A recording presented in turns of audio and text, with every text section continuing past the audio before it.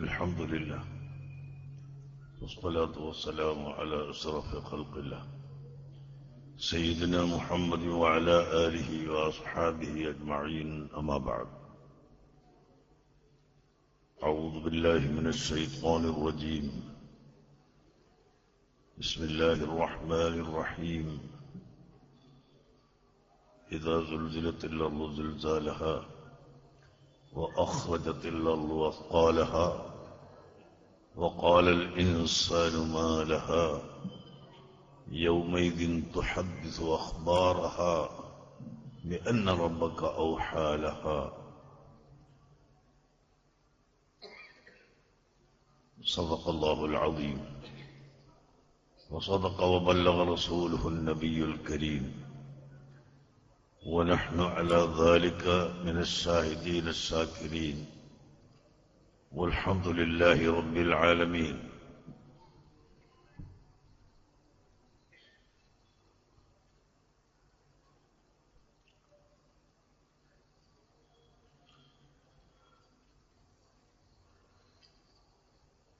وقلت استغفروا ربكم إنه كان غفارا يرسل السماء عليكم مدرارا صدق الله العظيم وصدق وبلغ رسوله النبي الكريم قال رسول الله صلى الله عليه وسلم إذا اتخذ الفيء دولا والأمانة مغنما والزكاة مغرما وتعلم لغير الدين وأطاع الرجل امرأته وعق أمه وأدنى صديقه وساد القبيلة فاسقهم وكان زعيم القوم أرذلهم وشربت الخمور وظهرت القينات والمعازف ولعن آخر هذه الأمة أولها فارتقبوا عند ذلك ريحا حمراء وزلزلة وخسفا ومسخا وآيات تتابع كنظام قطع سلكه فتتابع صدق رسول الله صلى الله عليه وسلم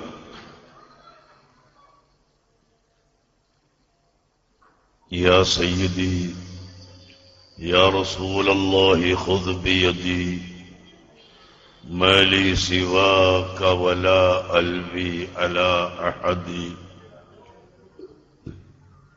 يا من يقوم مقام الحمد منفردا للواحد الفرد لم يولد ولم يلد يا من تفجرت الأنهار نابعة من إصبعيه فرب الجيش بالمدد إني وإن سامني ضيم يربعني أقول يا سيد السادات يا سندي يا سيدي يا رسول الله يا صاحب الوقت جبهتي تحت نعالكم أعظ بكم نيابة عنكم يا رسول الله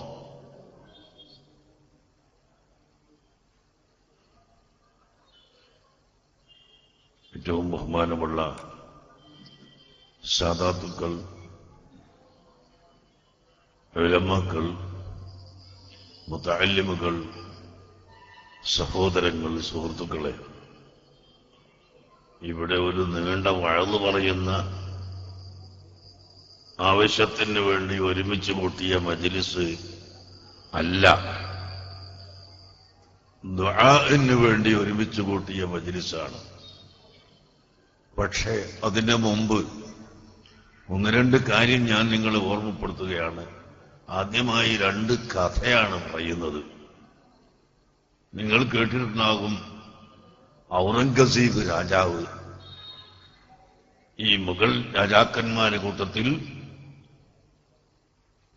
ശരിയായ ഇസ്ലാമും സുന്നത്ത് ജമാഅത്തും എല്ലാം ഉള്ള ഒരു രാജാവായിരുന്നു ഔറംഗസീബ്. അദ്ദേഹത്തിന്റെ കൽപ്പനപ്രകാരം ഫതാവ ആലംഗീരി അല്ലെങ്കിൽ അൽ ഫതാവൽ ഹിന്ദിയ എന്ന പേരിൽ ആ കാലഘട്ടത്തിലുള്ള ഉലമാവിനോട് പറഞ്ഞിട്ട് ഒരുപാട് ഫത്വകൾ, കർമ്മശാസ്ത്രത്തിൽ ഉള്ള ഫത്വകൾ ഒരുമിച്ച് കൂട്ടിയ കിതാബ് അൽ ഫതാവൽ ഹിന്ദിയ എന്ന പേരിലും ഫതാവ ആലംഗീരിയ എന്ന പേരിലും നമ്മുടെ നാടുകളിൽ ഉണ്ട്, നമ്മുടെ ദർശകളിലെല്ലാം ഉണ്ട്. അങ്ങനെ ഒരു വലിയ ആളാണ്. ആ ഔറംഗസീബിന്റെ മകൾ സീനത്ത് ബീവി എന്ന ഒരു സ്ത്രീ എടുപ്പിച്ചതാണ് ഡൽഹി ജുമാ മസ്ജിദ് കഴിച്ചാൽ പിന്നെ ഏറ്റവും വലിയ ജുമാഅത്ത് പള്ളിയായി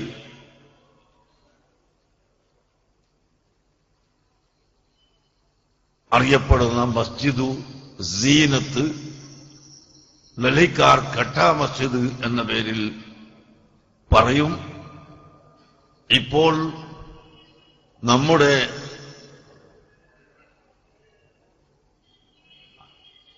അഖിലേന്ത്യാ സുന്നി വിദ്യാഭ്യാസ ബോർഡിന്റെ ഓഫീസും അതിന്റെ പ്രവർത്തനവും നമ്മുടെ അഖിലേന്ത്യാ സുന്നി പ്രവർത്തനത്തിന്റെ മുഴുവൻ ഓഫീസും ആ പള്ളിയോട് ബന്ധപ്പെട്ടുകൊണ്ട് സീനത്ത് ബീവിയുടെ പള്ളിയുടെ ഓട് ബന്ധപ്പെട്ട കെട്ടിടത്തിലാണ് നമുക്ക് വഖഫ് ബോർഡ് രേഖാമൂലം തന്ന് ഏൽപ്പിച്ചിട്ടുള്ളതിലാണ്. അതിന്റെ അടുത്ത് തന്നെയാണ് ഈ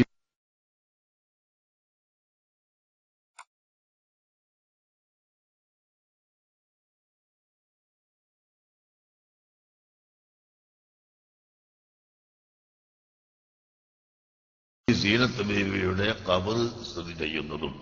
സിയാറത്തിന് ആദ്യത്തെ ഗേറ്റ് അങ്ങോട്ട് കടന്നിട്ട് മക്കാമിലേക്ക് നടന്നു വരുന്നതിന്റെ മുമ്പ് അജ്മീറിൽ എപ്പോഴും യാചകന്മാര് ധാരാളം ഉണ്ടാവും. അതുപോലെ പല ആവശ്യങ്ങൾക്ക് വേണ്ടി അജ്മീർ ഖാജ തങ്ങളെ കൊണ്ട് തവസ്സുൽ ചെയ്ത് ദുആ നടത്തിയാൽ പല ആവശ്യങ്ങളും വീടിക്കിട്ടാറുണ്ട്. ആ ഉദ്ദേശലക്ഷ്യത്തിൽ വരുന്ന ഒരുപാട് ആളുകളും അജ്മീറിൽ ഉണ്ടാവാറുണ്ട്. എന്നാൽ ഔറംഗസീബ് രാജാവ് സിയാറത്തിന് വന്നപ്പോൾ ആദ്യമായി കൽപ്പിക്കുന്നു, എല്ലാ ആളുകളെയും പ്രത്യേകം ആവശ്യത്തിന് വേണ്ടി വന്ന ആളുകളെയെല്ലാം വരി വരിയായി രണ്ടു ഭാഗത്തും നിർത്തണം. ഞാൻ നടന്നു പോകുന്ന വഴിക്ക് രണ്ടു ഭാഗത്തും അവരെ വരിയിൽ നിർത്തണം എന്ന് പറഞ്ഞു. അങ്ങനെ എല്ലാവരും നിർത്തിയപ്പോൾ രാജാവ് അവിടുന്ന് ഇങ്ങോട്ട് കടന്നിട്ട് ഓരോ വ്യക്തിയോടും നിന്റെ ആവശ്യം എന്താണ്, നീ എത്ര കാലമായി ഇവിടെ വന്നിട്ട് എന്നിങ്ങനെ ചോദിക്കും. ചോദിച്ചു വരുന്നതിന്റെ ഇടയിൽ ഒരു കണ്ണ് കാണാത്ത ആൾ പറഞ്ഞു, ഞാൻ കണ്ണ് കാണാത്ത വ്യക്തിയാണ്, ഞാൻ 10 കൊല്ലത്തോളമായി ഇവിടെ വന്നിട്ട് ദുആ ചെയ്തുകൊണ്ടിരിക്കുന്നു എന്റെ കണ്ണിന് കാഴ്ച കിട്ടാൻ വേണ്ടി. എന്നിട്ട് കിട്ടിയില്ലേ എന്ന് ചോദിച്ചു. ഇല്ല എന്ന് പറഞ്ഞു. ഉടനെ ഔറംഗസീബ് രാജാവ്, നിന്റെ കണ്ണിന് കാഴ്ചയില്ലെങ്കിൽ നിന്നെ കൊന്നുകളയും. പ്രജകളോട് വിളിച്ചിട്ട് പറഞ്ഞു, ഞാൻ വരുമ്പോഴേക്ക് ഇവന്റെ കണ്ണിന് കാഴ്ചയില്ലെങ്കിൽ ഇവന്റെ കണ്ണിനെ കൊല്ലണോ? സുബ്ഹാനല്ലാഹ്. ഈ മനുഷ്യൻ വിറക്കാൻ തുടങ്ങി. ഈ മനുഷ്യൻ വിറച്ച് പേടിച്ച് അല്ലാഹുവിനോട് ഒരൊറ്റ ദുആ, പടച്ചവനെ എന്നെപ്പോ കൊന്നുപോകും, അതുകൊണ്ട് എന്റെ കണ്ണിന് കാഴ്ച തരണേ റബ്ബേ എന്നുള്ള ആ ഹൃദയത്തിന്റെ അടിത്തട്ടിൽ നിന്നുള്ള ദുആ ചെയ്തപ്പോൾ അദ്ദേഹത്തിന് കാഴ്ച മടക്കി കിട്ടി.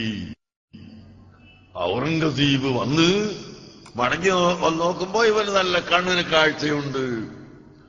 ഔറംഗസീബ് പറഞ്ഞു, എടോ ഇതുവരെയും നീ അള്ളാഹുവിനെ ഓർത്തുകൊണ്ട് ദ്വാരന്നിട്ടില്ല, നിന്റെ കൽബറിഞ്ഞുകൊണ്ടുള്ള ദ്വാരന്നിട്ടില്ല. ഇപ്പോഴാണ് ദ്വാ ചെയ്തത് സലുല്ലാഹ മുഖ്നീന ബിൽ ഇജാബ, അള്ളാഹു തആല ഞങ്ങൾക്ക് തരുമെന്നുള്ള ഉറപ്പിച്ചിട്ട് നല്ലോണം യഖീനോടുകൂടി ഈമാനോടുകൂടി ചോദിക്കണം. അത് ചോദിച്ചപ്പോ നിനക്ക് കിട്ടി എന്ന് പറഞ്ഞു. നിങ്ങൾ കണ്ടോ? അപ്പൊ ദുആഇന് ഇന്നലെ ഇവിടുന്ന് ഇങ്ങനെ ഒരു കയ്യും പിടിച്ചിട്ട് അങ്ങനെ അവിടെ ഇവിടെ റോട്ട് പോലെ ഇങ്ങനെ നിന്ന് ഇങ്ങനെ വെച്ചിട്ടുണ്ടാവും. അതുകൊണ്ടൊന്നും ദുആ ആകൂല. ദുആ എന്ന് പറയുന്നത് ഖൽബ് കൊണ്ടുള്ള ശരിയായ വേദനയുള്ള ദുആയാവണം. അതുകൊണ്ട് എല്ലാ ദുആഇനും അപ്പപ്പോൾ ഉത്തരം കിട്ടിക്കൊള്ളണം എന്നുമില്ല. ഇബ്നു അതാഇല്ലാഹി സിക്കന്ദരി റളിയല്ലാഹു അൻഹു തന്റെ ഹികമിൽ പറഞ്ഞു, ഇജാബത്തു ദുആഇ ലിമൻ യശാഉ ഫീ വഖത്തിൻ യശാഉ ലാ ഫീ വഖത്തിൻ തശാഉ.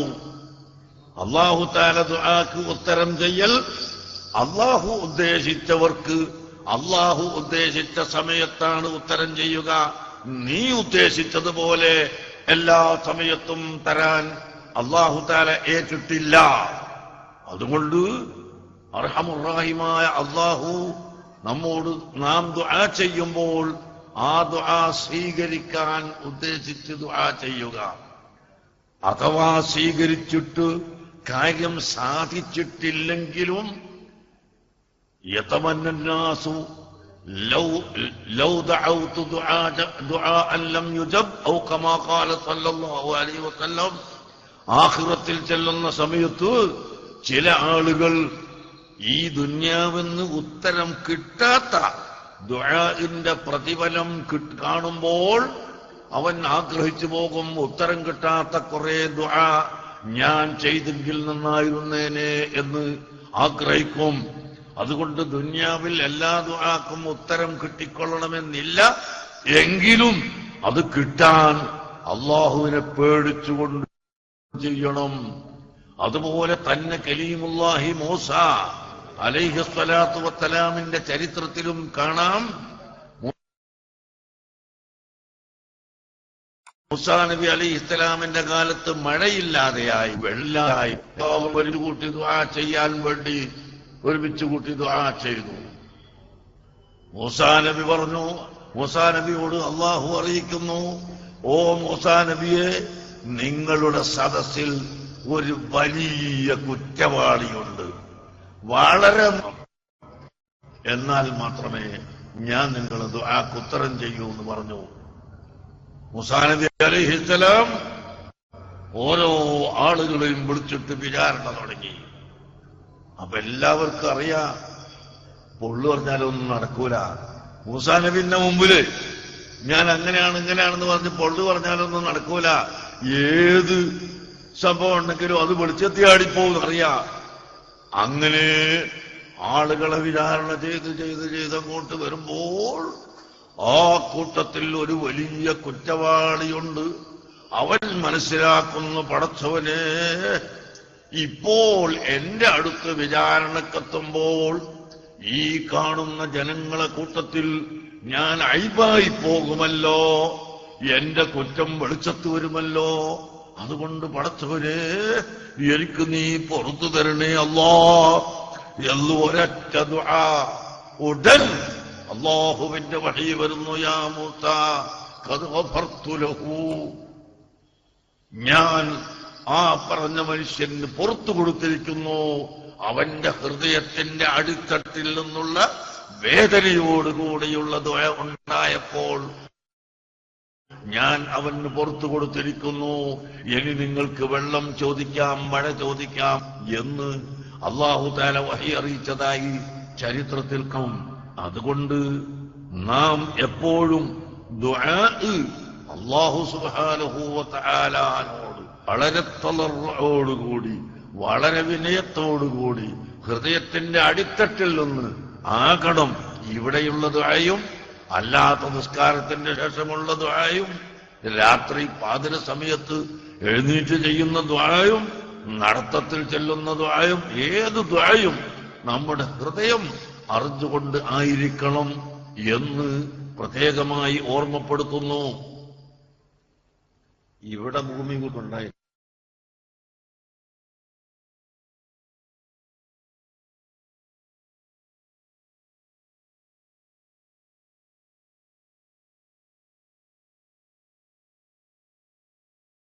നമ്മുടെ അടുത്ത് എവിടെയെങ്കിലും എവിടെ തോന്നലിന്റെ അപ്പുറം ഉണ്ടായാലും ഒന്നായിട്ട് തരിപ്പണായി പോകും. ഇതാ സുൽസിലത്തിൽ അർളു സുൽസാലഹ. അല്ലാഹു തആല ഖിയാമത്ത് നാളിനെ സംബന്ധിച്ച് പറയുന്നു, ഇതാ സുൽസിലത്തിൽ അർളു സുൽസാലഹ. ഭൂമി കുലുക്കപ്പെട്ടാൽ, ഭൂമി അതിന്റെ കിട്ടുകിട്ട പറക്കുന്ന ആ ഭൂമി കുലുക്കം ഖിയാമം ഉണ്ടായാൽ ഭൂമി അങ്ങ് ഖിയാമത്ത് നാളുടെ സമയത്ത് ഭൂമി അങ്ങ് കുലുങ്ങി എല്ലാ കെട്ടിടങ്ങളും മണിമന്ദിരങ്ങളും എല്ലാം തരിപ്പണമായി എന്ന് മാത്രമല്ല, ഭൂമിയുടെ അകത്തുള്ള സ്വർണവും വെള്ളിയും ഭൂമിയുടെ അകത്തുള്ള എല്ലാ സാധനങ്ങളെയും ഭൂമി പുറത്തേക്ക് ഇടുകയും ചെയ്യുന്ന സമയം വന്നാൽ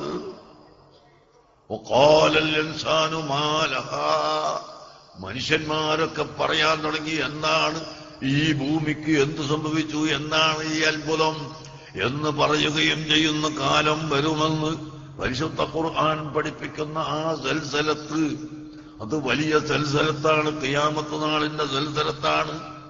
അതിന്റെ മുമ്പ് ഭൂമിയുടെ കുലുക്കമുണ്ടാക്കാനുള്ള കാരണം അല്ലാഹുവിന്റെ ഹബീബ് പഠിപ്പിച്ചത് നിങ്ങളും ഞാനും ശ്രദ്ധിക്കണം.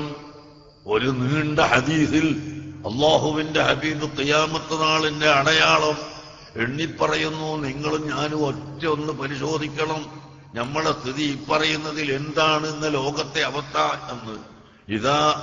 ഇതത്തുഹിദൽ ഫൈഉ ദിവലൻ, പൊതു സ്വത്ത് സ്വന്തം അധികാരപ്പെടുത്തി, പൊതു വഖഫ് സ്വത്ത് അതുപോലെയുള്ള മറ്റ് പൊതുവായ സ്വത്ത് കയ്യൂക്കുള്ളവൻ കൈവശപ്പെടുത്തി, അങ്ങനെ അതിൽ അധികാരം നടത്തുന്ന കാലഘട്ടം വന്നാൽ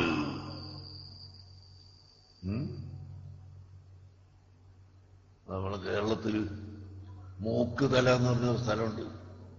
അവിടെ സുന്നത്ത് ജമാഅത്തിന്റെ പള്ളി ഇവര് പിടിച്ചെടുത്തതാ, മുജാഹിദുകൾ പിടിച്ചെടുത്തതാ. 10-20 കൊല്ലായി കേസ് നടക്കുന്നത്. അവസാനപ്പം എന്താ ചെയ്തത്, ആ പള്ളിക്ക് വേണ്ടി വഖഫുണ്ടായിരുന്ന മുഴുവൻ സ്ഥലങ്ങളും ഈ മുജാഹിദ് മുതലാളിമാർ കൈവശപ്പെടുത്തി, ഓരോരുത്തരും അതിൽ വീടുണ്ടാക്കി അത് താമസിക്കുന്ന പള്ളിക്ക് ഇപ്പൊ സ്ഥലമില്ല.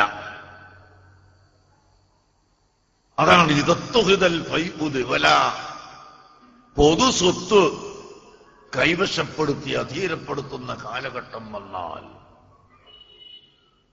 വൽ അമാനത്തു മഗ്നമ, വിശ്വസ്തത എന്നത് ഇല്ലാതെയാകുന്ന കാലം വന്നാൽ. എവിടെയാണ് വിശ്വസ്തത ഇപ്പോൾ? എവിടെയാണ് വിശ്വസ്തത? ഒരു കമ്മിറ്റി മീറ്റിംഗ് 4 ആള് കൂടി 5 ആള് കൂടിയിട്ട് കമ്മിറ്റി മീറ്റിംഗ് കൂടി അടച്ചിട്ട റൂമിന്ന് പുറത്തിറങ്ങുമ്പോഴേക്ക് ആ വിവരം പോലും വേറെ ആളുകൾക്ക് എത്തിച്ചു കൊടുത്ത്, അല്ലേ? ആ വിവരം വരെ പുറത്തുള്ള ആളുകൾക്ക് എത്തിച്ചു കൊടുത്തു. അത്രയും വിശ്വാസ്യത എന്നത് മനുഷ്യരിൽ നിന്ന് നഷ്ടപ്പെട്ടുകൊണ്ടിരിക്കുകയാണ്. അതാണ് വൽ അമാനത്തു മഗ്നമ, വിശ്വാസ്യത എന്നത് അത് ഗനീമത്തെടുക്കപ്പെട്ടു പോയി. അത് ഓരോരുത്തരും ഗനീമത്തെടുത്ത് കൊണ്ടുപോയി. ജനങ്ങളുടെ ഇടയിൽ വിശ്വാസ്യത എന്നത് ഇല്ലാതെയാകുന്ന കാലം വന്നാൽ നോക്ക് ലോകത്തിന്റെ സ്ഥിതി എന്ത്.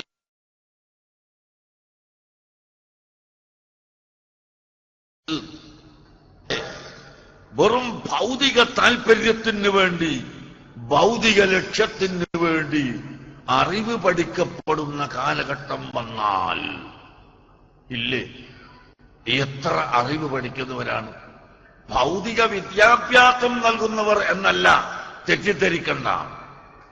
ഭൗതിക വിദ്യ എന്ന് പറയുന്ന വിദ്യാഭ്യാസമാണെങ്കിലും അത് ആഖിറത്തിന്റെ നന്മക്ക് വേണ്ടി പഠിക്കുന്ന എത്രയോ കുട്ടികൾ ഉണ്ട് നമ്മുടെ കോളേജുകളിലും സ്ഥാപനങ്ങളിലും ഒക്കെ ഉണ്ട്. അതല്ല ഇവിടെ പറയുന്നത്. പിന്നെ അറിവ് പഠിച്ചിട്ട് ഈ അറിവിനെ ദീനിനെതിരായി ഉപയോഗിക്കാം. പ്രാസംഗികനായി ഇങ്ങോട്ട് വരുമ്പോഴേക്ക് അത് ആ പ്രസംഗം ആലിമീങ്ങളെ ചീത്ത പറയാൻ, മുത്താലിമീങ്ങളെ ചീത്ത പറയാൻ, ഇമാമിങ്ങളെ ചീത്ത പറയാൻ, അങ്ങനെ ഭൗതികമായ ഈ താല്പര്യത്തിന് വേണ്ടി അറിവ് പഠിക്കപ്പെടുന്ന കാലഘട്ടം വന്നാൽ, പുരുഷൻ അവന്റെ സ്ത്രീക്ക് വഴിപ്പെടുന്ന കാലം വന്നാൽ, എല്ലാ കാര്യവും സ്ത്രീകളോട് ചോദിച്ചിട്ട് പുരുഷന്മാർ കാര്യങ്ങൾ നടത്തുന്ന കാലം വന്നാൽ,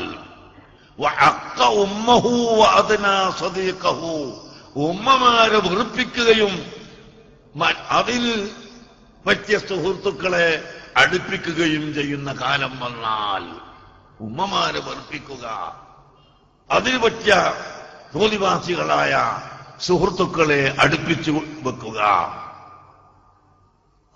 സാദൽ കബീലത്തെ ഫാസിഖും, മഹല്ലുകളിലും കറിയകളിലും നാട്ടിലുമൊക്കെയുള്ള കമ്മിറ്റി മെമ്പർമാർ കള്ളുകുടിയന്മാരും വ്യഭിചാരികളും മുതല് പിടിച്ചെടുക്കുന്നവരും അക്രമികളുമായ ഫാസിഖീങ്ങൾ മഹല്ലത്തുകൾ ഭരിക്കാൻ തുടങ്ങുന്ന കാലഘട്ടം വന്നാൽ, 1400 കൊല്ലങ്ങൾക്ക് മുമ്പ് അള്ളാഹുവിന്റെ റസൂല് പഠിപ്പിച്ചതാണ്. ഞാൻ നിങ്ങളോട് പറയുന്നു, കണ്ണോടിച്ചു നോക്കൂ എന്ന്.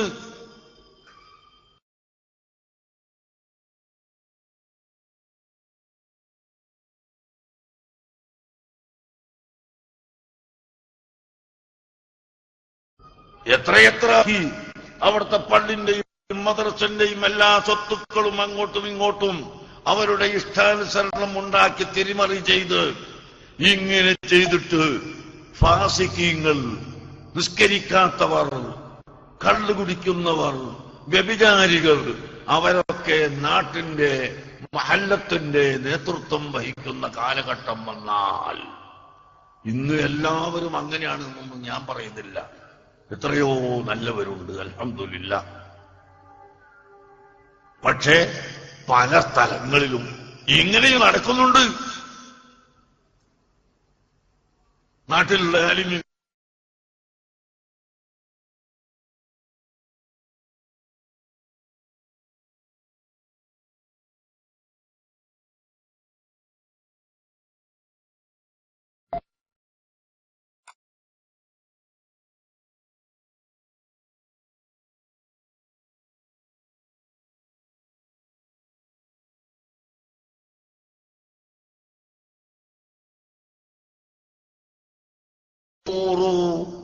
കള്ളു കുടിക്കപ്പെടുന്ന കാലഘട്ടം വന്നാൽ, പ്രിയപ്പെട്ട സഹോദരങ്ങളെ, പറയാൻ വേദനിക്കുന്നു, ലജ്ജിക്കുന്നു.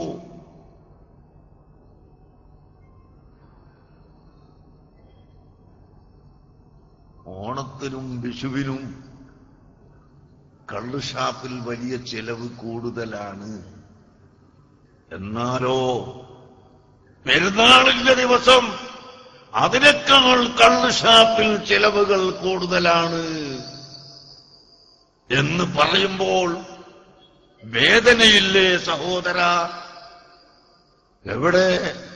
നമ്മുടെ മുസ്ലിം കേന്ദ്രമായ മലപ്പുറത്തിന്റെ പല ഭാഗങ്ങളിലും തന്നെ, പൊന്നാനിയിലും തിരൂരിലും പരപ്പനങ്ങാടിയിലും കടലുണ്ടിയിലും അങ്ങനെയുള്ള സ്ഥലങ്ങൾ, മലപ്പുറത്തിന്റെ പല ഭാഗം, കേരളത്തിൽ വെച്ച് ഏറ്റവും അധികം മുസ്ലിമീങ്ങളുള്ള നാട്, കേരളത്തിൽ വെച്ച് ഏറ്റവും വലിയ ആലിമീങ്ങളുള്ള നാട്, കേരളത്തിൽ വളരെയധികം മതസ്ഥാപനങ്ങൾ നടത്തുന്ന മലപ്പുറം എന്നല്ല, ദീനിന്റെ കലിമത്തു തൗഹീദ് നിലനിർത്തുന്നതിന് വേണ്ടി രക്തസാക്ഷികളായ മലപ്പുറം ശുഹദാഇന്റെയും കൊണ്ടോട്ടി ശുഹദാഇന്റെയും ഓമാനൂർ ശുഹദാഇന്റെയും അങ്ങനെ തുടങ്ങി 100 ശുഹദാക്കൾ അന്ത്യവിശ്രമം കൊള്ളുന്ന മലപ്പുറം ജില്ലയിൽ കണക്കെടുത്തു നോക്കുമ്പോൾ പെരുന്നാൾ ദിവസം കള്ള് വിൽക്കുന്നവർക്ക്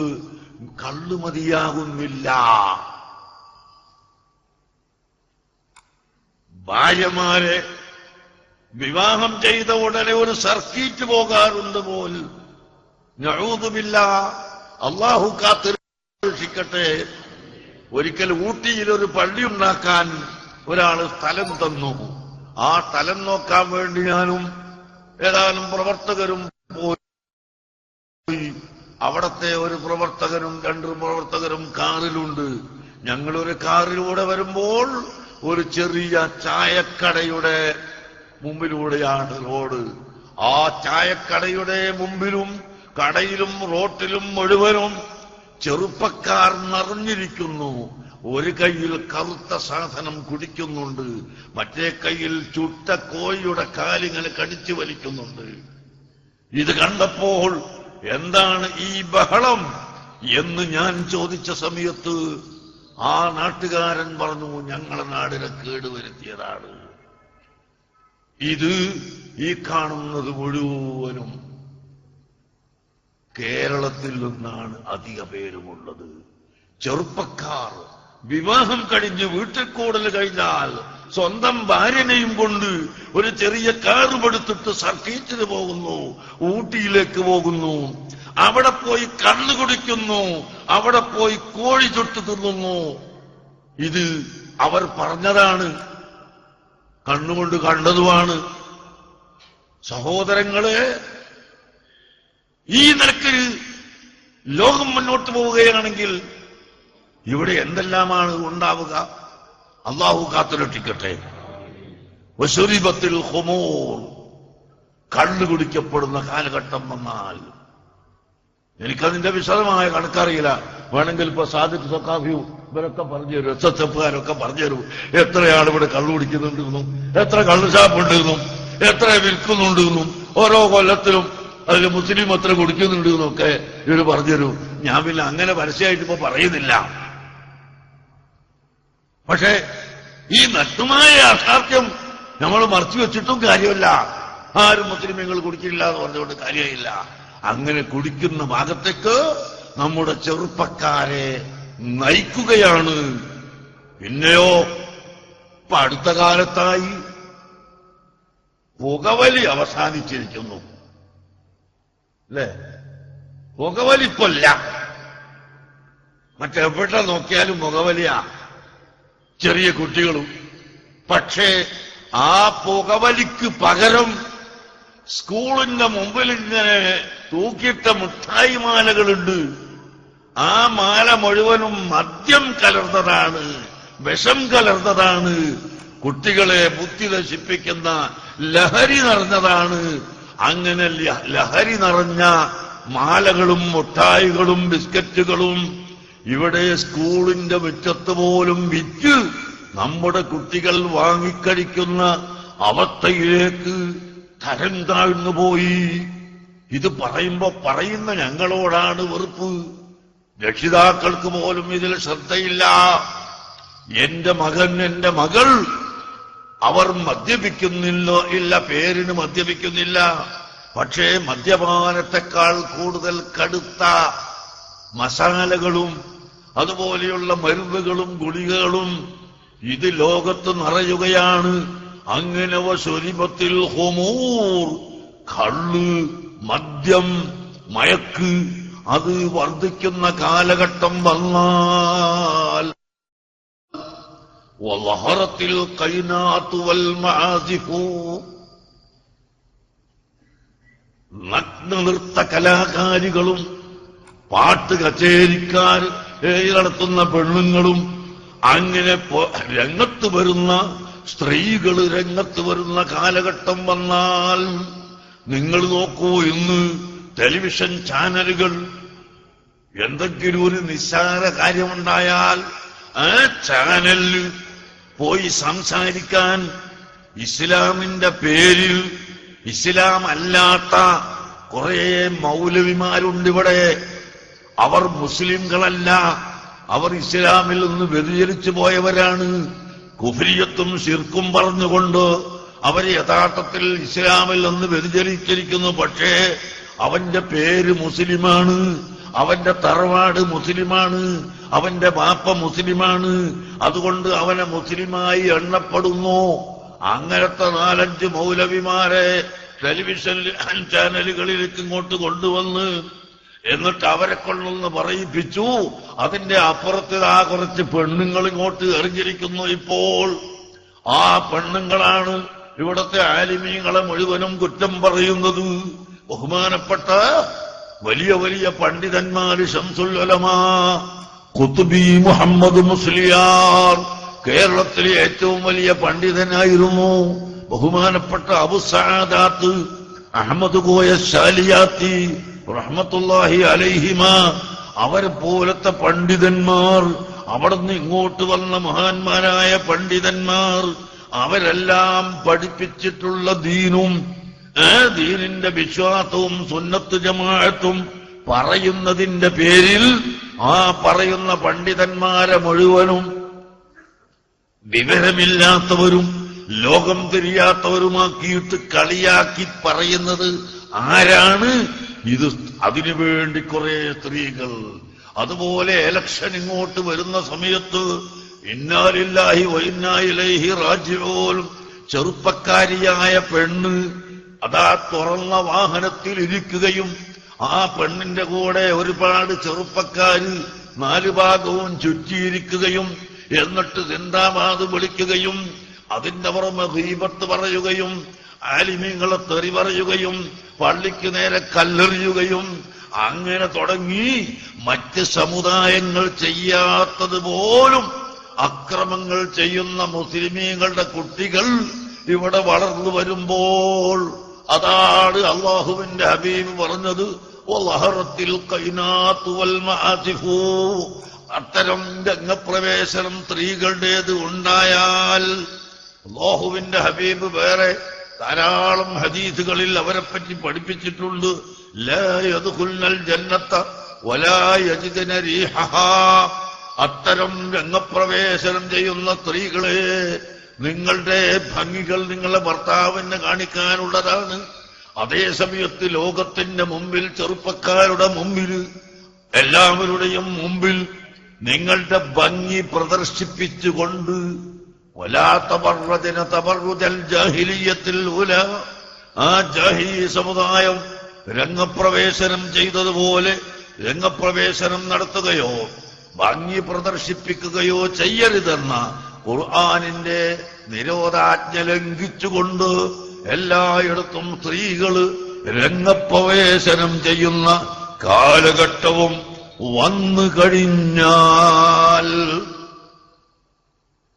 വലഅന ആഖിറു ഹാദിഹിൽ ഉമ്മത്തി അവ്വലഹാ, ഈ സമുദായത്തിന്റെ അവസാനത്തെ കക്ഷികൾ, അവസാനത്തെ തലമുറ മുൻഗാമികളെ ആക്ഷേപിക്കുന്ന കാലഘട്ടം വന്നാൽ, നോക്കൂ സഹോദരങ്ങളെ, അഹ്ലുസുന്നത്തി വൽ ജമാഅത്തിന്റെ എതിരാളികളായ മുബ്തദിഈങ്ങൾ, ഇവിടുത്തെ പുത്തൻ പ്രസ്ഥാനക്കാർ, അവരുടെ പ്രധാനപ്പെട്ട കൈമുതൽ തന്നെ എന്താണ് അവരെ കൈമുതൽ? മുൻഗാമികളെ ചീത്ത പറയൽ. ഇമാമികൾക്കൊന്നും തിരിഞ്ഞിട്ടില്ല, ഒക്കെ തിരിഞ്ഞത് ഞങ്ങൾക്കാണ്. ഞങ്ങളുടെ കയ്യിൽ ഖുർആനുണ്ട്, ഹദീസുണ്ട് എന്ന് പറഞ്ഞുകൊണ്ട് മുൻഗാമികളെ കുറ്റം പറയുന്ന കാലഘട്ടം വന്നാൽ നോക്ക്, എത്ര അടയാളങ്ങളായി ഇപ്പൊ പറഞ്ഞത്. ഇതിലേതാണിപ്പോ ഇവിടെ കുറവ്? ഇതെല്ലാം വന്നു കഴിഞ്ഞാൽ അല്ലാഹുവിന്റെ ഹബീബ് പറയുന്നു, ഫർതഖിബൂ ഇൻദ ദാലിക റീഹൻ ഹംറാ. ഫർതഖിബൂ ഇൻദ ദാലിക റീഹൻ ഹംറാ. ആ സമയത്ത് നിങ്ങൾ ചുകന്ന കാറ്റിനെ പ്രതീക്ഷിച്ചു കൊള്ളണം. ചുകപ്പ് കാറ്റ് നിങ്ങൾ പ്രതീക്ഷിച്ചു കൊള്ളണം. ചുകപ്പ് കാറ്റ് വന്നാൽ മനുഷ്യൻ പനിക്കും, മനുഷ്യന് തീപ്പനി ഉണ്ടാകും, മനുഷ്യൻ പെട്ടെന്ന് മരിച്ചു വീണു പോകും. അങ്ങനെയുള്ള ചുകപ്പ് കാറ്റുകളെ നിങ്ങൾ പ്രതീക്ഷിക്കണം. വസൽസലത്തൻ ഭൂമി കുലുക്കത്തെയും നിങ്ങൾ പ്രതീക്ഷിക്കണം. ഇത് ഞാൻ പറഞ്ഞതല്ല. 1400 കൊല്ലങ്ങൾക്ക് മുമ്പ് ഹബീബായ നബി സല്ലല്ലാഹു അലൈഹി വസല്ലമ തങ്ങൾ പറഞ്ഞതാണ്. മേൽ പറഞ്ഞ അടയാളങ്ങളെല്ലാം ഇവിടെ കണ്ടു കഴിഞ്ഞാൽ നിങ്ങൾ പ്രതീക്ഷിക്കണം. എന്ത്? ചുകന്ന കാറ്റ് പ്രതീക്ഷിക്കണം. വസൽസലത്തൻ ഭൂമി കുലുക്കത്തെ പ്രതീക്ഷിക്കണം. വഹസ്ഫൻ വമസ്ഖൻ ആളുകളെ കോലം മറിക്കലും ഭൂമി പിടിച്ചു വിഴുങ്ങലും നിങ്ങൾ പ്രതീക്ഷിക്കണം. പണ്ട് എത്രയോ ആളുകളെ അല്ലാഹു തആല കോലം മറച്ച ചരിത്രം ഖുർആനിൽ തന്നെയുണ്ട്. സമയമില്ല, ഞാൻ ചുരുക്കി പറയട്ടെ. യഹൂദികളുടെ കാലത്ത്, ബനൂ ഇസ്രായേലിന്റെ കാലത്ത് ശനിയാഴ്ചയാണ് അവരുടെ ജുമുഅന്റെ ദിവസം. യഹൂദികൾക്ക് ശനിയാഴ്ചയാണ് ജുമുഅന്റെ ദിവസം. ആ ജുമുഅ ദിവസം മത്സ്യം പിടിക്കാൻ പോകരുതെന്ന് അവരോട് ദീൻ കൽപ്പിച്ചു. യഹൂദികൾ കടൽ തീരത്ത് താമസിക്കുന്ന കടൽ തൊഴിലാളികളായ ആളുകൾ അവരോട് പറഞ്ഞു, ശനിയാഴ്ച നിങ്ങൾ മത്സ്യം പിടിക്കരുത്. ജുമുഅന്റെ സമയത്തല്ല, പ്രഭാതം മുതൽ വൈകുന്നേരം വരെ ഒരിക്കലും നിങ്ങൾ മത്സ്യം പിടിക്കരുത് എന്ന് പറഞ്ഞു. എന്നാൽ ഒരു വിരുദ്ധൻ എന്ത് ചെയ്തു എന്നറിയോ? ആ ശനിയാഴ്ച ദിവസം ഒരു ചൂണ്ടൽ ഉണ്ടാക്കി. ചൂണ്ടൽ എന്ന് പറയില്ല, ഇങ്ങനെ കുളത്തിയിട്ട് എടുക്കണേ. ആ ചൂണ്ട ഉണ്ടാക്കിയിട്ട് മത്സ്യം പിടിച്ചു. മുണ്ടാതെ വെച്ചു. നാളെ കഴിക്കാം, ഇന്ന് മത്സ്യം പിടിക്കാൻ പോകാൻ പാടില്ല എന്നാണ്. അറിയാതെ ഒരു ചൂണ്ട പിടിച്ചുകൊണ്ട് മത്സ്യം പിടിച്ചു. അല്ലാഹു സുബ്ഹാനഹു വ തആല ആ ഒരൊറ്റ കാരണം കൊണ്ട് ഐലത്ത് എന്ന് പറയുന്ന ഗോത്രത്തെ പരീക്ഷണം നടത്തുന്നു, ശിക്ഷിക്കുന്നു. പിറ്റേന്ന് ഞായറാഴ്ച രാവിലെ കടലിലേക്ക് ചെന്നു നോക്കുമ്പോൾ ഒരൊറ്റ മത്സ്യം പോലുമില്ല. ഒരു വള്ളക്കാരനും ഒരു തോണിക്കാരനും ഒരു ബോട്ടുകാരനും ഒരൊറ്റ മത്സ്യത്തെയും കടലിൽ കാണുന്നില്ല. അങ്ങനെ മത്സ്യമില്ലാതെ ഞായർ, തിങ്കൾ, ചൊവ്വ, ബുധൻ, വ്യാഴം, വെള്ളി ഈ പറയുന്ന 6 ദിവസവും ഒരൊറ്റ ചെറിയ ചെറിയ മത്സ്യം പോലും ലഭിക്കാതെ ഈ ആഴ്ച മുഴുവനും അയലത്തുകാര് പട്ടിണിയായി പോയി. അടുത്ത ശനിയാഴ്ച വന്നപ്പോഴതാ കടൽ തീരത്ത് ചെന്ന് നോക്കുമ്പോൾ മത്സ്യങ്ങൾ ഒന്നായി നിറഞ്ഞിട്ടിങ്ങനെ ഇരമ്പിക്കയറുകയാണ്. കടലിൽ നിന്ന് കരയിലേക്ക് ചാടുകയാണ്. അപ്പോൾ അവര് പറഞ്ഞു, ഒരാഴ്ച നമ്മൾ പട്ടിണി കിടന്നു മത്സ്യമില്ലാത്തത് കൊണ്ട്. ഇന്ന് ധാരാളം മത്സ്യമുണ്ട്, അല്പമെങ്കിലും നമുക്ക് പിടിക്കാതെ വയ്യ. ആലിമീങ്ങൾ പറഞ്ഞു, വയസ്സന്മാര് പറഞ്ഞു, കുട്ടികളെ ഇന്നുകൂടി നിങ്ങൾ ക്ഷമിക്കണം, ഇന്ന് നിങ്ങൾ മത്സ്യം പിടിക്കരുത്. അല്ലാഹുവിന്റെ കൽപ്പന എന്താണ്? ശനിയാഴ്ച ദിവസം മത്സ്യം പിടിക്കാൻ പോകരുതെന്നാണ് കൽപ്പന. ഈ കൽപ്പനയ്ക്ക് വിരുദ്ധമായി ഒരൊറ്റ മനുഷ്യൻ ചെയ്തത് കൊണ്ടാണ് ഒരാഴ്ചക്കാലം നമുക്ക് വറുതിയുണ്ടായത് എന്നൊക്കെ പറഞ്ഞെങ്കിലും ഒരു തരം ചെറുപ്പക്കാര് ഈ ആലിമീങ്ങളെ വാക്കൊന്നും സ്വീകരിക്കാതെ നിങ്ങളും ഉണ്ടാതെ പോയി അവിടുന്ന് നമുക്കിപ്പൊന്ന് പിടിക്കണം എന്ന് പറഞ്ഞിട്ട് പിടിക്കാൻ ഒരുങ്ങിയപ്പോൾ ഇവരുടെ രണ്ടാളുടെയും ഇടയിൽ മധ്യസ്ഥം പറയാൻ ഒരു കുന്തം പടിയും എടുത്തിട്ട് കുത്തിയിട്ട് ഒരു വയസ്സൻ കാക്ക അങ്ങനെ ഇറങ്ങി വരുന്നു. ആരാണെന്നറിയോ? ലാനത്താക്കപ്പെട്ട ഇബ്ലീസ്. ഒരു കുന്തം പടിയുമായിട്ട് വയസ്സൻ കാക്കന്റെ കോലത്തില് ഒരു ഷെയ്ഖിന്റെ കോലത്തിൽ വന്നിട്ട് മധ്യസ്ഥം പറയുന്നു, ജനങ്ങളെ നിങ്ങൾ രണ്ടു പറയുന്നത് ശരിയല്ല, ഇന്ന് ഒരൊറ്റ മത്സ്യവും പിടിക്കാൻ പാടില്ല എന്ന് പറഞ്ഞാൽ നാളെ ഉണ്ടായില്ലെങ്കിലോ? അതേ സമയത്ത് എല്ലാവരും ഒന്ന് പിടിക്കാൻ പോകണമെന്ന് പറഞ്ഞാൽ അത് വിരോധിക്കപ്പെട്ടതുമാണ്. അതുകൊണ്ട് നമ്മളൊരു ഹിക്മത്ത് ചെയ്യുക, കടലിന്റെ വക്കത്ത് ഓരോരുത്തരുടെയും അധീനത്തുള്ള സ്ഥലത്ത് വലിയ കുഴികൾ കുഴിച്ചു വെച്ച് അതിലേക്ക് ചെറിയ ഒരു വെള്ളത്തിന്റെ ചാല് വെച്ച് കൊടുത്താൽ മത്സ്യം ആ കുഴിയിൽ വന്ന് നിറയും. എന്നിട്ട് നമുക്ക് നാളെ മത്സ്യം പിടിക്കാം എന്ന് പറഞ്ഞു കൊടുത്തു ഇബ്ലീസ് ലഅനത്തുല്ലാഹി അലൈഹി.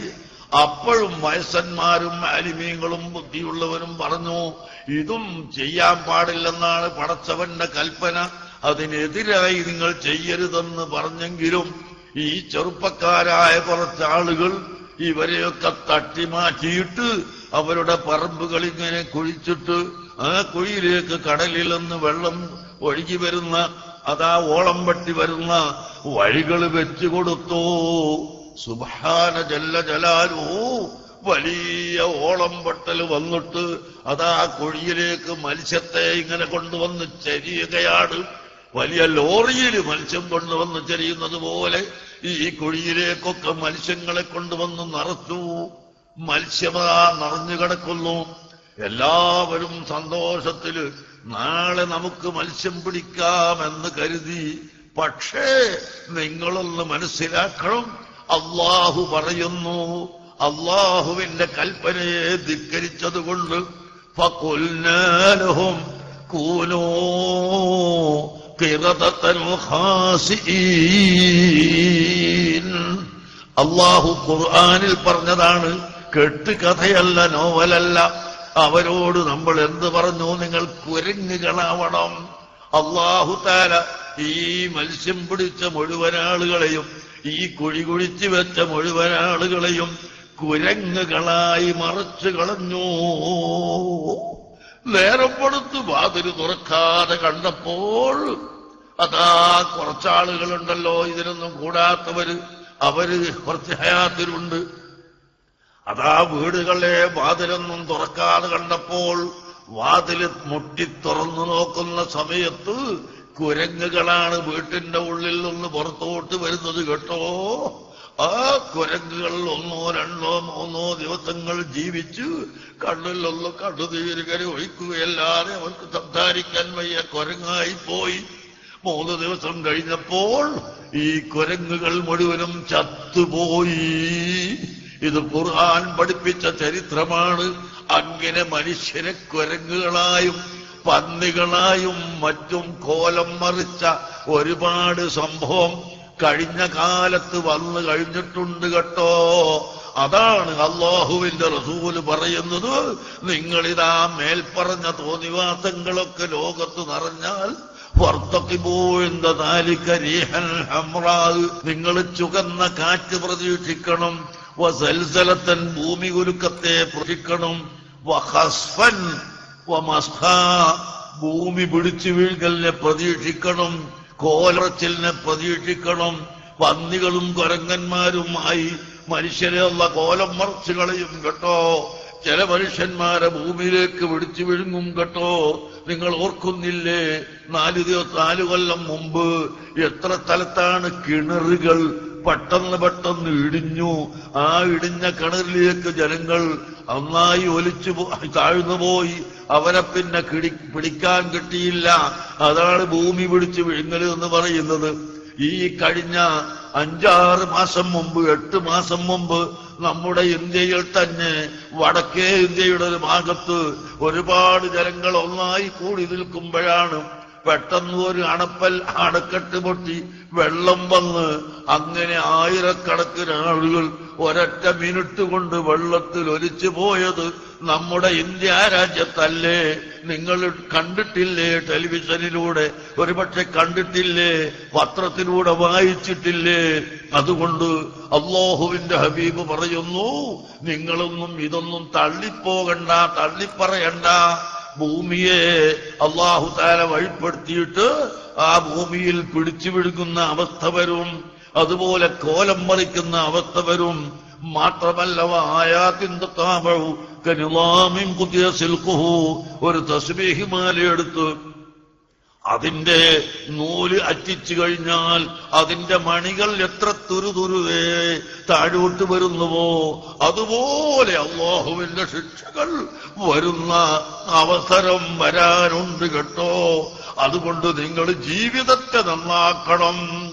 അത് സമയത്ത് പ്രിയപ്പെട്ട സഹോദരങ്ങളെ, ചിലപ്പോൾ ഈ തെറ്റ് ചെയ്തവർക്ക് മാത്രമല്ല.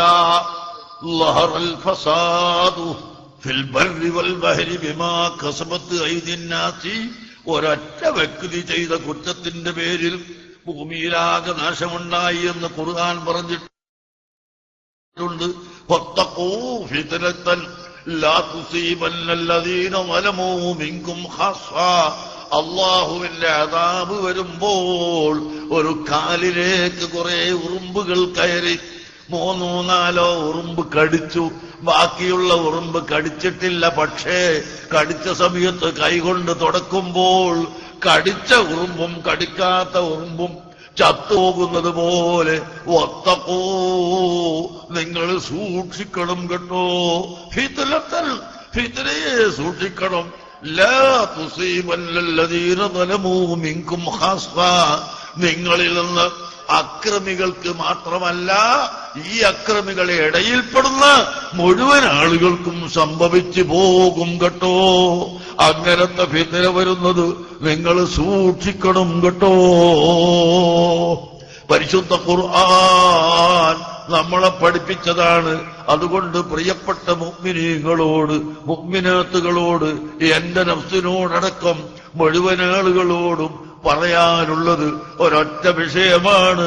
അലം യഗ്നി ലില്ലദീന ആമനൂ അൻ തഖ്ശഅ ഖുലൂബുഹും ലിദിക്രില്ലാഹ്. അല്ലാഹു ചോദിക്കുന്നു, അലം യഗ്നി ലില്ലദീന ആമനൂ, ഓ മുഅ്മിനീങ്ങളായ ജനങ്ങളെ, നിങ്ങൾക്ക് സമയമായില്ലേ?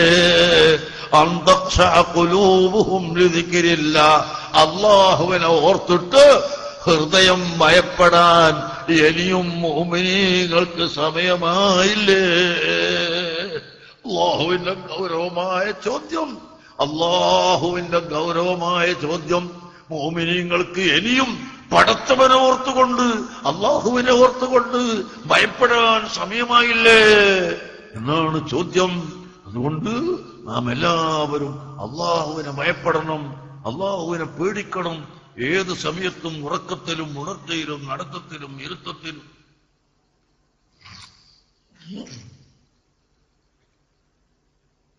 സർവസമയത്തും അല്ലാഹുവിനെ ഓർത്തുകൊണ്ട് ജീവിക്കണം, അല്ലാഹുവിനെ പേടിക്കണം എന്ന് നിങ്ങളോടും എന്നോടും ഓർമ്മപ്പെടുത്തി. അതാണ് നമ്മുടെ ലക്ഷ്യം. വഖുൽതു ഇസ്തഗ്ഫിറൂ റബ്ബക്കും, നിങ്ങൾ റബ്ബിനോട് പൊറുക്കലിനെ തേടണം. ഇന്നഹു കാന ഗഫാറ, അല്ലാഹു നിങ്ങൾക്ക് പൊറുത്തു തരും. മഴയില്ലാത്ത സമയത്ത് പോലും അല്ല പറഞ്ഞത് എന്താണ്? നിങ്ങൾ അസ്തഗ്ഫിറുല്ലാഹൽ അദീം എന്ന് ഇസ്തിഗ്ഫാർ ചെല്ലണം. എന്നാൽ യുർസിലിസ് സമാ അലൈക്കും മിദ്റാറ, നിങ്ങൾക്ക് അല്ലാഹു മഴ ഇറക്കി തരും. അതുകൊണ്ട് അല്ലാഹുവിനോട് പൊറുക്കലിനെ തേടുക, അല്ലാഹുവിനോട് പൊറുക്കൽ തേടുക, അല്ലാഹുവിനോട് ഇസ്തിഗ്ഫാർ ചെയ്യുക. ആ ഇസ്തിഗ്ഫാർ, പൊറുക്കേടൽ, അത് നമ്മൾ വർദ്ധിപ്പിക്കണം. അല്ലാഹുവിലേക്ക് ഖേദിച്ചു മടങ്ങൽ വർദ്ധിപ്പിക്കണം. നമ്മൾ നിസ്കാരം ഉപേക്ഷിക്കരുത്. കടലിൽ പോകുന്നവരും കച്ചവടക്കാരും യാത്ര പോകുന്നവരും കർഷകരും തൊഴിലാളികളും മുതലാളികളും എല്ലാം കൃത്യമായി നിസ്കരിക്കണം. കടലിൽ പോകുന്നവർക്ക് അവരുടെ വാഹനത്തിൽ വെച്ച് നിസ്കരിക്കാം. യാത്ര പോകുന്നവർക്ക്, തീവണ്ടിയിൽ പോകുന്നവർക്ക് അതിൽ നിന്ന് നിസ്കരിക്കാം. ബസ്സിൽ പോകുന്നവർ നിസ്കരിച്ചിട്ട് ബസ്സിൽ കയറണം, അല്ലെങ്കിൽ ഇറങ്ങിയ ഉടനെ നിസ്കരിക്കണം. ആകുന്ന വിധത്തിൽ ബസ്സിൽ കയറരുത്. അങ്ങനെ നിസ്കാരം വളരെ കൃത്യമായി സൂക്ഷിക്കുകയും ആളുകളെ ഒന്നും ഗൈബത്ത് പറയാതെ, നമീമത്ത് പറയാതെ, ഫസാദ് പറയാതെ, നമ്മളെ കാര്യം തന്നെ ബേജാറിലല്ലേ മക്കളെ? നമ്മളെ കാര്യം തന്നെ ബേജാറിലല്ലേ? നമ്മൾ മരിക്കുന്ന സമയത്ത് ഈമാൻ കിട്ടി മരിക്കണ്ടേ? നമുക്ക് ഈമാനോടുകൂടി മരിക്കട്ടെ. അല്ലാത്ത പക്ഷം നമുക്ക് വല്ല ഫലവുമുണ്ടോ? അതുകൊണ്ട് നമ്മളെ കാര്യം തന്നെ പടച്ചവനെ, അല്ലാ, ഞാൻ എങ്ങനെയാണ് ഹുസ്നുൽ ആഖിബത്ത് കിട്ടാൻ ഉള്ള വഴി? ബാബു ഖൗഫിൽ മുഅ്മിനി അൻ യഹ്ബിത അമലുഹു. സഹീഹുൽ ബുഖാരിയിൽ ഒരു അധ്യായം തന്നെ കാണാം. മുഅ്മിനീങ്ങൾ എപ്പോഴും അവന്റെ ഈമാനും അവന്റെ അമലും നഷ്ടപ്പെട്ടു പോകുമോ എന്ന് പേടിച്ചുകൊണ്ടിരിക്കണം. അങ്ങനെ പേടിച്ച് പടച്ചോനെ എന്റെ കാര്യം തന്നെ ബേജാറിലാണ്, എനിക്ക് ഈമാൻ നിലനിർത്തി തരണേ റബ്ബേ, എന്റെ ഈമാനെ നീ ഉറപ്പിച്ചു തരണേ റബ്ബേ, എന്നെ നീ ആക്കിബത്ത് നന്നാക്കി ഭരിപ്പിച്ചു തരണേ റബ്ബേ, എന്റെ ദോഷം പുറത്തു തരണേ റബ്ബേ എന്ന ഈ തേട്ടമാണ് നമ്മൾക്ക് എല്ലാവർക്കും വേണ്ടത്. അല്ലാഹു സുബ്ഹാനഹു വ തആല നമ്മളെ എല്ലാവരെയും അല്ലാഹുവിനെ ഭയപ്പെടുന്ന സ്വാലിഹീങ്ങളെ കൂട്ടത്തിൽ പെടുത്തി തരുമാറാകട്ടെ. ആപത്ത് മുസീബത്തുകളിൽ നിന്ന് അല്ലാഹു നമ്മളെ രക്ഷപ്പെടുത്തട്ടെ. ഈ ലോകത്തെ മുഴുവനും അല്ലാഹു രക്ഷപ്പെടുത്തുമാറാകട്ടെ. ഒരു 100 വട്ടം ഇസ്തിഗ്ഫാർ. അസ്തഗ്ഫിറുല്ലാഹൽ അസീം. ചെല്ല് അസ്തഗ്ഫിറുല്ലാഹൽ അസീം.